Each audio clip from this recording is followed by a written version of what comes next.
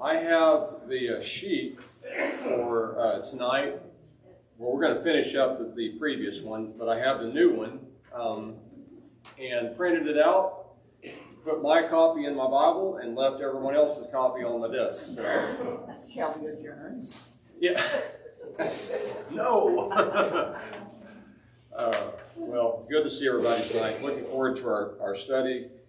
And we're going to pick up at verse 11 here in just a moment.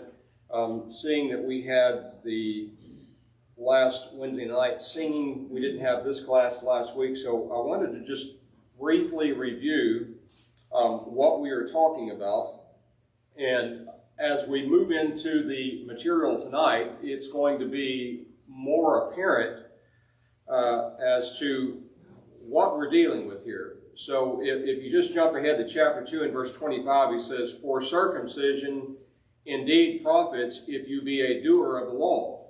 But if you be a transgressor of the law, your circumcision is become uncircumcision."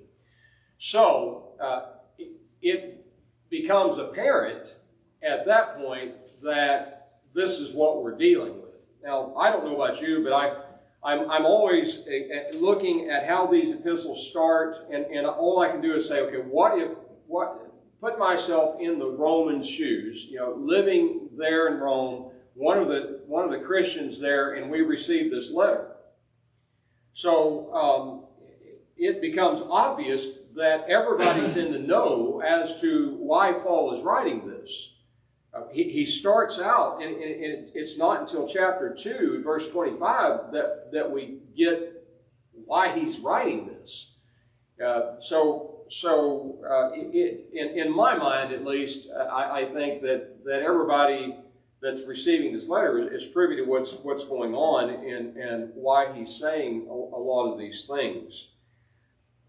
Now, if you look with me at chapter 1 and verse 18, I want to remind you of something. He says, "For the wrath of God is revealed from heaven against all ungodliness and unrighteousness of men who hinder the truth in unrighteousness."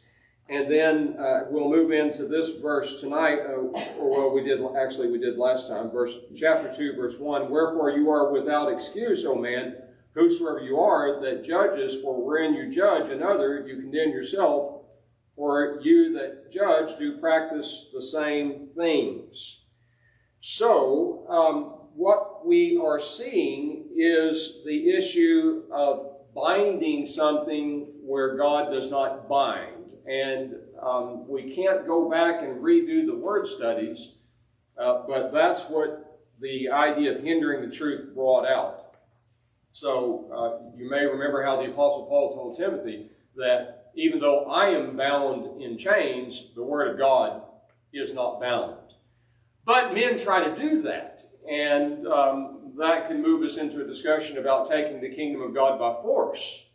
But we've already mentioned all those types of things. So the point is that as we're looking into the end of chapter 1 right now, I know in the back of my mind that this is the subject matter.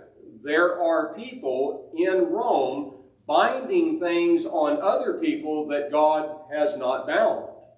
And, of course, that would be circumcision and Mosaic law keeping. So it falls right in line with what was going on in Acts chapter 15, where they were saying, the believing Jews were saying, except you be circumcised and keep the law of Moses, you cannot be saved. So the book of Romans, as we have said, really many times in the past, is somewhat of a dissertation over the subject of salvation. And so we are going to be looking at the details, the minute details of salvation. The other thing that I wanted to bring out was this Romans 1 and verse 14, because it says maybe more, there's more to this than maybe we've even said it to this point. So what we noticed was that Paul says that I'm coming to Rome, I desire to come to Rome, I'm sending this letter, what I am doing is I'm ready to preach the gospel to the wise and the foolish. And so we flesh that out. What does that mean? Who are the wise? Who are the foolish? And so those are English words that just summarily mean educated and uneducated. And so I really got to thinking about this afternoon as I'm looking at this, and I was thinking about our conversation that we had with the men this morning. I was telling them about how when I first became a Christian, I obeyed the gospel in Washington, D.C. And there was a preacher there that used to preach or previously preached in Texas, very close to this area, and probably a lot of you know him. He was, quote, uneducated.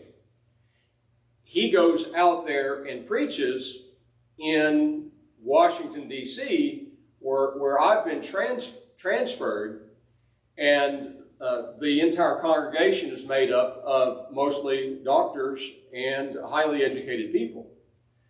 So this preacher really didn't fit in, is what I was telling everybody today at the table.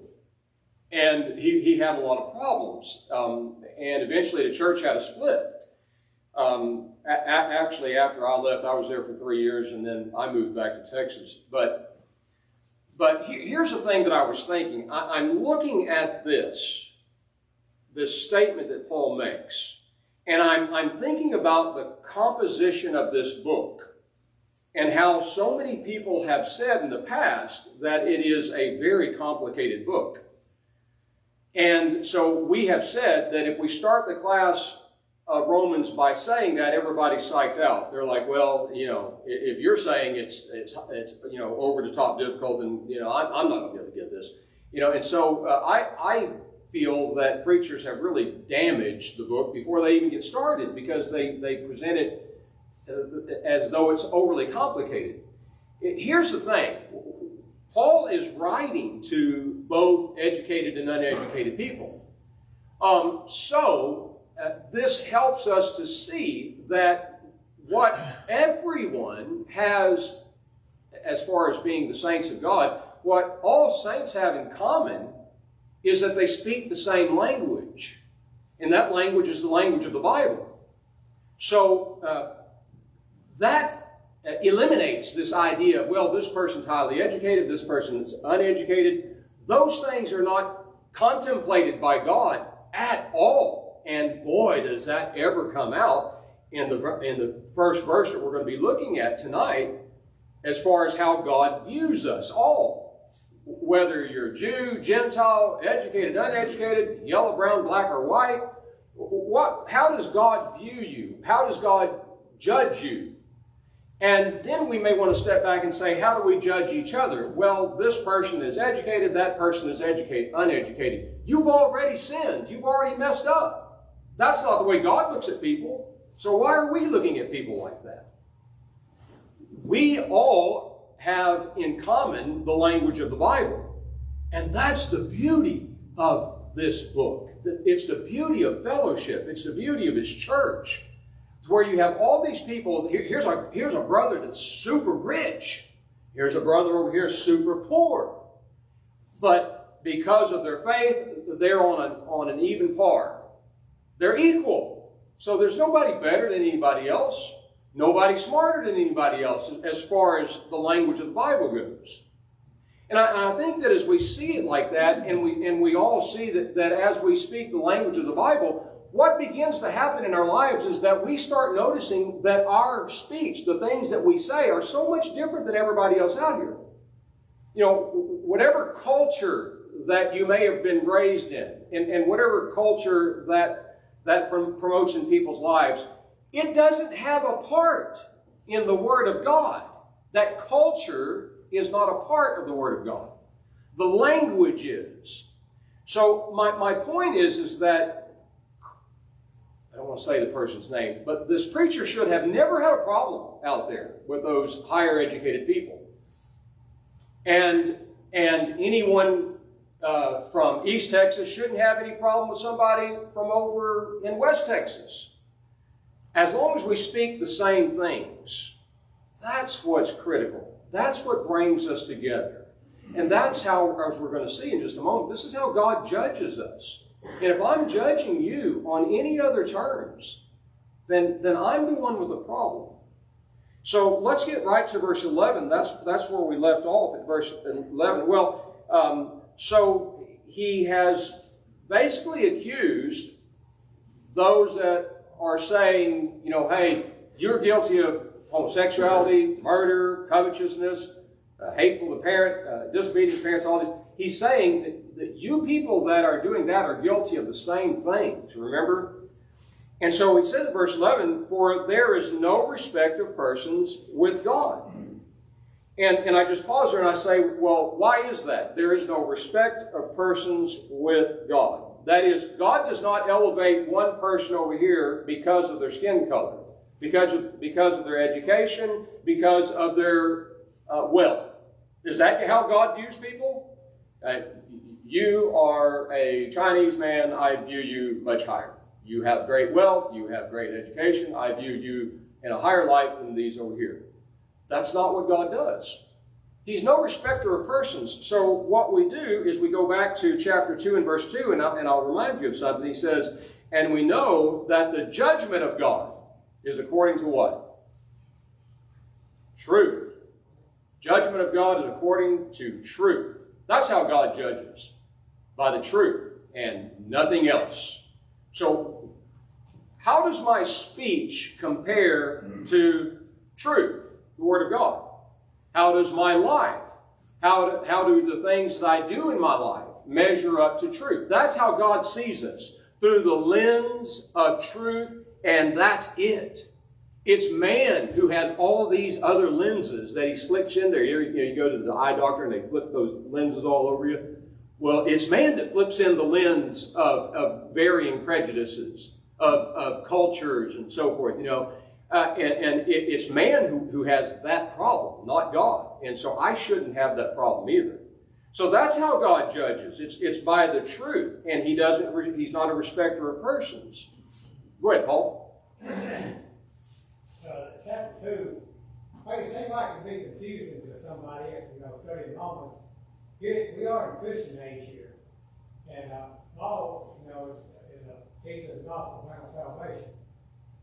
I don't know if he's talking about Jews and Gentiles that have passed on, but that they live for the law, and they're going to be judged by that law that they live under.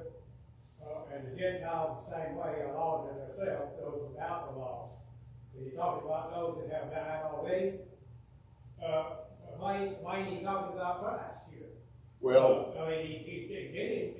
it's like he's giving the Jews and the Gentiles self-worth, so to speak, of you keeping the law, a good moral victory for you Gentiles. You keep the law by nature, like you love your parents, you don't commit adultery by nature, you keeping the law, so you'll be judged by the law.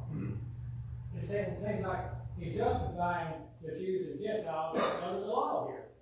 Well, okay, so we haven't gotten to that yet, but we're about to, and so we'll discuss that. It confuses, but if we'll keep the language, so the best way I can word it is if I keep the language of the Bible in its place, things will unfold. I'm not saying that everything's real easy. I'm just saying that things unfold as we keep the language in its proper place. Go ahead, Don. I think it will help us in the study of this book to understand that God, through the Apostle Paul, right here in the first chapter, lays a foundation. And the foundation is truth versus lies. And that the fact that he brings it up in the very fact that this is an alarm bell. He's fixing to make a division, and he's fixing to call some people down. And it appears to me, now I may be getting ahead of myself here, that you have the Jews. All right, they've been studying the law for a long time. They're the ones where the problem actually is. The majority of I think the problem is amongst educated, biblically, scripturally Jews. And they're the problem. Now then, you've got three groups of people. You've got some people over here that are not buying what they're selling. Then you've got those that are buying what they're selling. And of course, God, through Paul, is trying to win the most of them that he can to the truth and drop this lie. So he's setting a foundation, and that's what the rest of the book is about. Yeah. So we're gonna give a thorough examination of salvation, and some of you have it wrong, is what he's saying, it's about to get ugly. But I say ugly, but it's going to get very frank. Maybe that would be the best way of putting it. Very direct.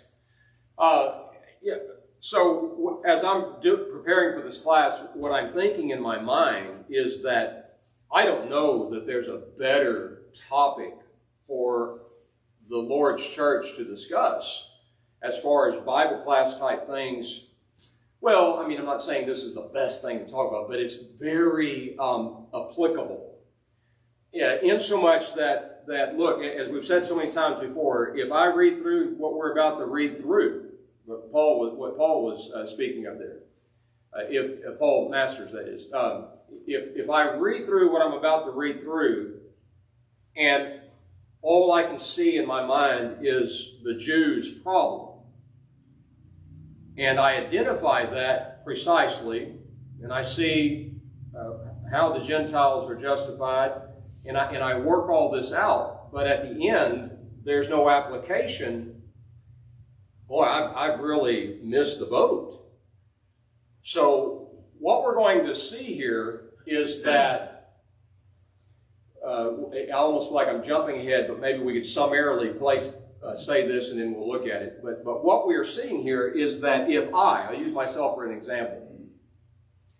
If I have a problem with Kathleen, who's the brand new Christian, you're the new person. We'll use you as an example. We're just messing around here. Okay, but so I have a problem with Kathleen because, and this is not true hypothetical stuff, because Kathleen is doing something that's obviously sinful in her life. And I approach Kathleen and I'm upset with her and I just jump all over her. And then I come up here and I just tell all y'all about it. She's not doing good. She's living in sin. But yet, as I am doing all that, well, I practice a sin myself. And I can't see that that's wrong for me to do. But boy, can I ever see what you're doing is wrong. You would say, well, that is a hypocrite defined, right? Absolutely. That's hypocritical. Well, this is what the Jews were doing. So here's the thing. They're looking at the Gentiles and they say, these Gentiles are homosexuals. They're practicing homosexuality. This is disgusting. You people are sinful. You are covetous. You disobey your parents. You're wicked. You're this, that, and we see it all. But the problem is they don't see. Now, is that true? Yes. But they don't see that they're doing something wrong as well. So when you teach error, you may as well have had a homosexual affair. I know it sounds odd, but that's what he's going to get at here. We got to get there. But you cannot attack people for their sins while you're in sin as well, and you don't see that you have sin. So the idea is that it's truth that has to be the judge, the criteria that everyone is judged by. And when everybody's judging themselves by truth, then we're on an equal plane. But if I judge you by the truth, but I don't judge myself by the truth, who's got the problem? It's me. I'm blind. I'm delusional. And that's what's going on with the Jews. They're delusional. Larry first, please. Well, you know, in the context of Romans 2 here, Paul sets it straight right off the bat in verse 11 concerning judging. There is no respecter of persons. In other words, God is the ultimate judge. That's it. He's going to judge the Jew, he's going to judge the Gentile by the same law, in the same way.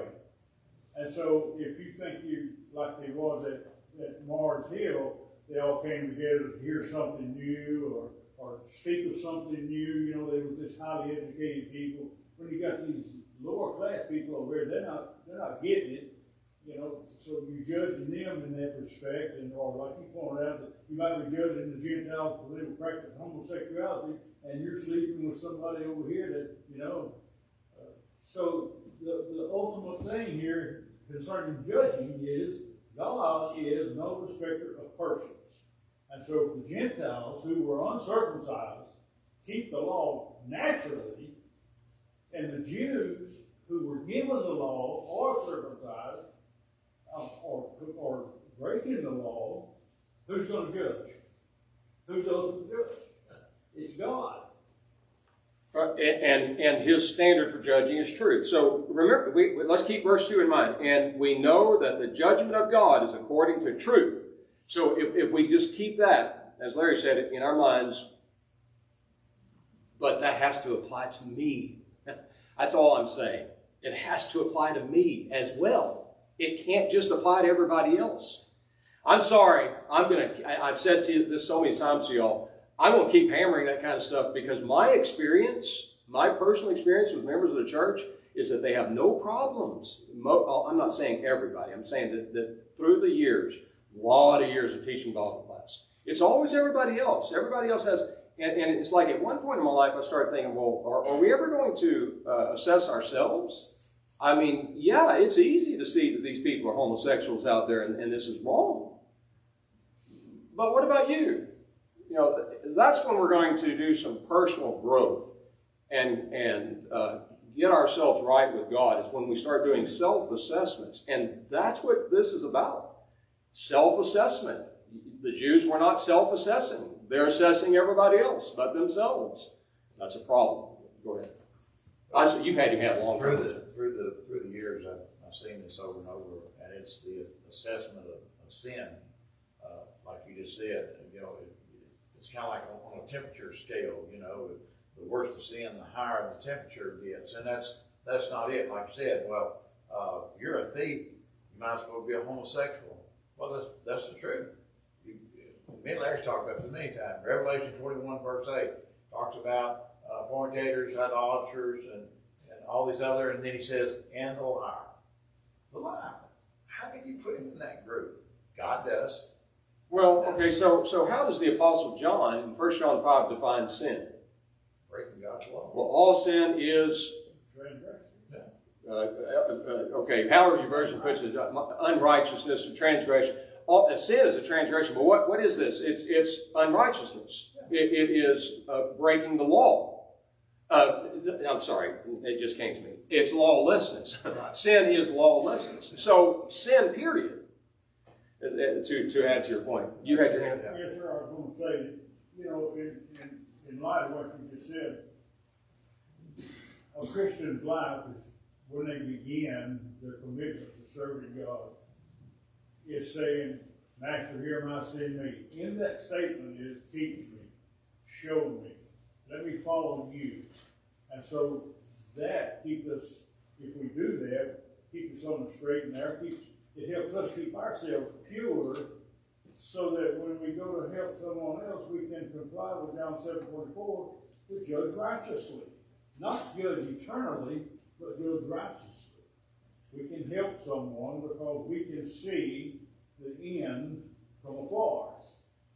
And because we self-examine ourselves every day, every minute, every moment, every second.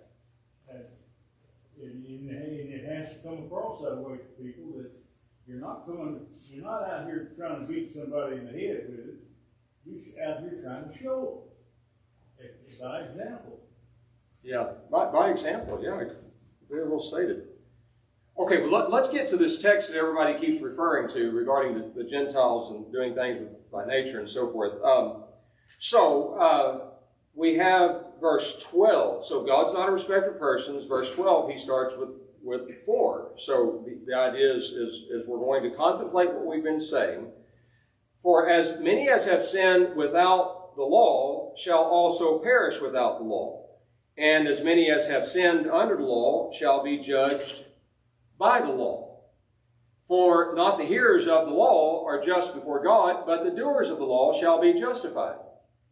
Okay, I'm going to pause right there, and I'm going to ask you a question, because my teaching objective, I guess, is to hand these sheets out, give you definitions, and let you reason through your mind. So,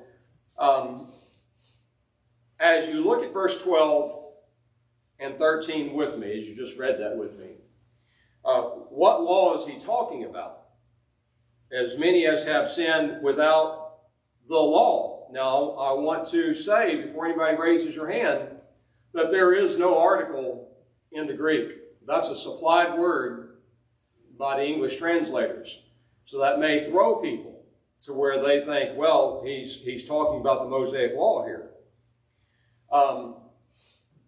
Well, I asked you to tell me, but I'm about to tell you. I just say this. You can't, if you look at verse 13 with me, he says, for the hearers of the law are just before God, but the doers of law shall be justified. Is there any way he's talking about the Mosaic law there? If this law justifies, the law that he's talking about justifies.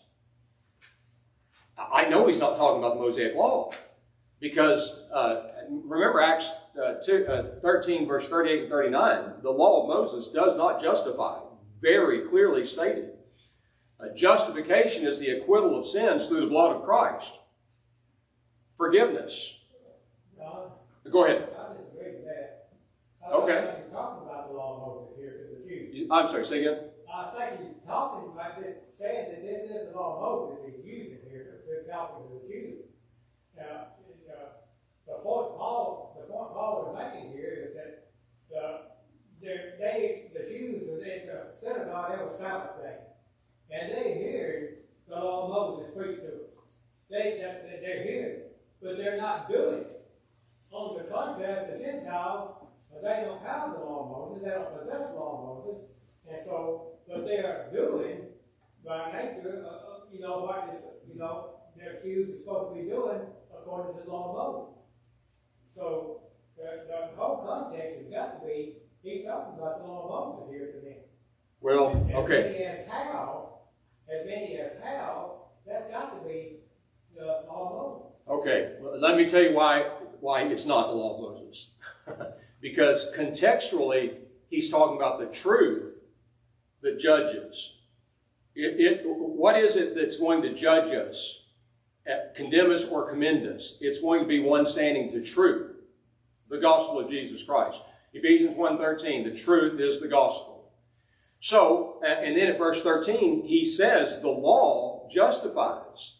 And I know that the law of Moses does not do that. Here's the thing, as we said from the start, it's language, and if we keep our language straight, we'll keep ourselves from getting tangled up, because I'll be the first to admit that this text that we're looking at is easily tangled. It's easy to get tangled. Because he's going to shift to the law of Moses here in a few verses. And the only way I know that is by what he's saying. So, it can't be the law of Moses, because the law of Moses doesn't justify. As many as have sinned without the law, or without law. So what does that tell you? Contextually, what have we been talking about contextually? The truth, the gospel. So now he refers to the truth of the gospel as law. That tells me that the gospel is a law. The truth is a law. Now, if we jump ahead to Romans 3:27, what does Paul refer to the law as? The gospel of Jesus Christ. What is it? Do you remember that in Romans 3:27? He speaks of it as the law of faith. It's a law of faith. So the truth, the gospel, the word of God there, is a law of faith. So, truth is a law. Galatians 6:2, he refers to it as the law of Jesus Christ. At James 1, he says it's the perfect law of liberty because it liberates. So it's a law. It's the second covenant, which is a law. And so, as many as have sinned without law shall also perish without law. As many have sinned under law shall be judged by law. For not the hearers of the law are just before God, but the doers. So the idea is, what are the Jewish people doing? You Gentiles are violating law. You're homosexuals. You're covetous. You're this, that, and the other. But what does Paul say? Look, it's the doers of the law that are justified, that are ones that are acquitted of sins. Remember who he's talking to here. These are saints that have been justified. But yet you're saying that somebody else is not justified, acquitted of their sins, when you're doing things that are sinful yourself. So it's kind of getting back to what Don was saying a while ago. We're painting a picture here. We're laying some foundation work here where you have people that have a real problem. And that real problem is that they have not given themselves an assessment according to the criteria of truth, the gospel, the law of Jesus Christ. And that's a problem, but they don't see it. Somebody's going to have to slap them in the face and open their eyes. Now, that's the verbiage that I've used through the years. It is a verbal slap in the face, is what Paul's doing here. I would just say what Don said, that I would refer to as a verbal slap in the face. Larry, I'm sorry, go ahead. Well, when we look at verse 13, the hearers of the law, not the hearers of the law just before God, but the doers of the law shall be justified. You jump over to James 2:21, where James says, was not Abraham the father justified by works? So he heard God, he heard the law from God, the truth of God, and he obeyed, and therefore he stood justified by obeying, by the works that he done. Yeah. So if you're not obeying, there's a problem. But you've got to see that. Okay, go ahead, Paul. Well, I feel like that's a stretch to say if it ain't the law of Moses, you think you talked about the law of Christ here that they speak in this context? Well, okay, so what have we talked about up to this point? All we've talked about is the gospel. Romans 1:16-17, Romans 2, verse 1 and 2. Well, I mean, the scholarship of the Church of Christ world don't agree with what you said, and I don't either. I think you're still talking about Okay, the law of Moses here. here's what we can do. Let's just, sometimes this happens, okay? We're just going to have to keep, what I generally say is, let's keep reading. And what we're going to find is that he's going to jump around from, okay, so I've taught the book of Romans, several times, a couple of times already, and this, I was hoping to avoid it, but this is a problem area to where people get tangled up as to what law is being talked about. So what I have said in the past is let's just keep reading, and instead of hey, we disagree, well, let's just dissolve the class. I'm very confident in what I'm saying, and it sounds that you are too. So let's keep studying. Let's keep reading through here. Go ahead. I think, to make it less complicated in my mind, and what I've studied in the book of Romans in many years, is there's always been law. God is law, okay? When Adam and Eve were created, it was law there. Otherwise, why would he condemn Cain for killing Abel, or even Adam and Eve for eating the fruit? Moses, or the law then, was directed to the Israelites. Christ directed the law to us, but there's always been law. So I agree with you that take the article out, and just call it law, and it makes it simple. Larry, go ahead. Well, Larry Thompson. Hebrews 1:1 says he speaks to us through his Son. And Paul said, I'm not ashamed of the gospel of Jesus Christ. And Jesus said, I am the way, the truth, and the life. So he didn't say I am, and even Moses said that there's gonna be one like me. Him you'll hear in all things. Not Moses, not the law of Moses, him. And so, you know, it's gotta be the truth of the gospel that we're talking about here. Well, I think it seems obvious to me and you, but we've got to get there as a class. Go ahead. Go ahead, Kathleen. Go ahead. Well, I'm just kind of confused. When you say Mosaic law, that is like the Ten Commandments, which were stepping stones to God's world. I mean, that was a starting point to come to the truth, to be the, you know. That's a good way to put it. Yeah, That's how I see it. I don't know if I'm wrong, or I was just confused. No. So when we're talking about the law of Moses, we're talking basically the Old Testament, Okay. not just the Ten Commandments. Okay. But so God gives the law through Moses at Mount Sinai, Right. which included the Ten Commandments, but a whole lot of other things as well, like the priest duties and sacrifices, everything. Paul was first. Go ahead. Well, I want to change the word in this context and see how it feels in. If you bear with me, for as many as you say the law is the gospel, right? In this context. Right here, but it'll change. We're going to be switching all over the place. I change the word. For as many as have sinned without the gospel will also perish without the gospel. That's true. And as many as have sinned in the gospel will be judged by the gospel. For not the hearers of the gospel are just in the sight of God, but the doers of the gospel will be justified. For when Gentiles who do not have the gospel, by nature do the things that's in the gospel, these although not having the gospel are a gospel to themselves. Then now you interject the law of Moses into that thing instead of law, it makes perfect sense. That didn't make sense. Well, it doesn't make sense to me to inject Moses' law. But so that next verse is going to be an interesting discussion, isn't it? Okay, go ahead.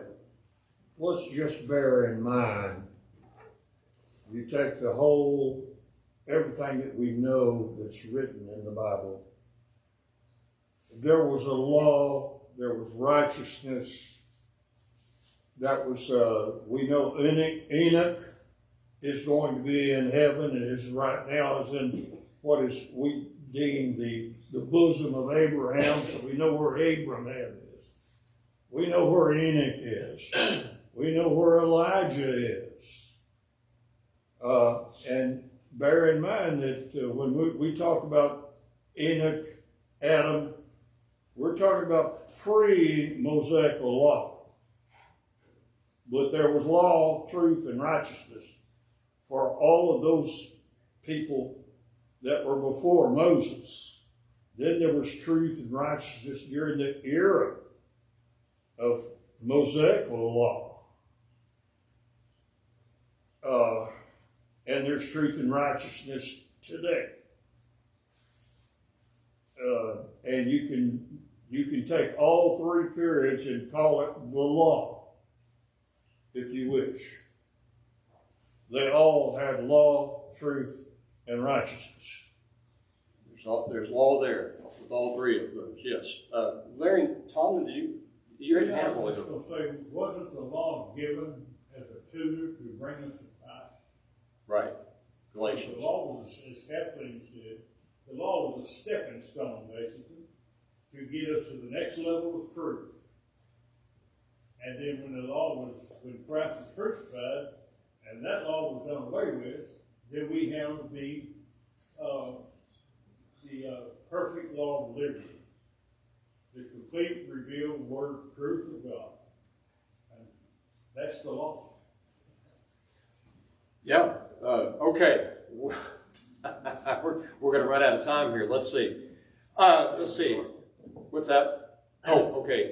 So he says, for when the Gentiles have not, do you see in the sheet there? Now we have an article. I put that in there. It wasn't there in the previous verse. Now we have an article. So when the Gentiles have not the law, do by nature the things of the law, these not having the law are the law unto themselves, in that they show the work of the law written in their hearts, their conscience bearing witness therewith, and their thoughts one with another accusing or else excusing them. Okay, this is a passage that gets a lot of invigorated discussion. We're almost out of time here. But how could the Gentile who does the law by nature, and this law is written in their hearts, be acceptable to God? So that's what we've got to discuss. Go ahead. Adam, Enoch, and Abraham. Okay. They didn't have the law of Moses. Well, okay, yeah. So, but they did have law. So, and the Gentiles have law. Maybe, I guess that's what your point is. That's what I'm saying. Okay, good. All right. Takes me a while. Sorry. Paul, go ahead. Well, you said it yourself. I mean, you call it the law here, the gospel. But that's a false statement. Now, the gospel, the Gentiles had the gospel. You know, and the gospel was available to them. You know, it was Christ died on the cross, it was available to them at that moment. So he's talking about their Jews' mindset of wanting to incorporate the law of Moses into the gospel law itself. That's what he's trying to get across there. That Paul's point was that you need to be doers of the word. Regardless, you know, you wasn't doers of the old law. You were only hearers. But now, you know, the law of Moses, the Gentiles, they weren't doers of the law by nature, even though they don't possess the law. Okay. Not just, We're just going to have to disagree, but we're going to keep going. We have no choice, do we? Paul, I'm going to seriously consider what you're saying as we go through each one of these verses. I'm just saying, contextually, that's all he's talked about at this point is the gospel. And he's going to switch gears. He's going to talk about the Mosaic law here very shortly. And he's going to switch back to the law of Christ. So if you just blanketly say that, you know, this is all the law of Moses, what we just read at verse 13 is not going to make much sense. What we read at verse 2 is not going to make much sense. What we read at verse 11 is not going to make any sense in relationship to that. So we're going to have to be, what would the word be? Flexible, to where we're nimble, to where we're on our feet saying, okay, it's obvious that he has shifted gears here and he's talking about another law here.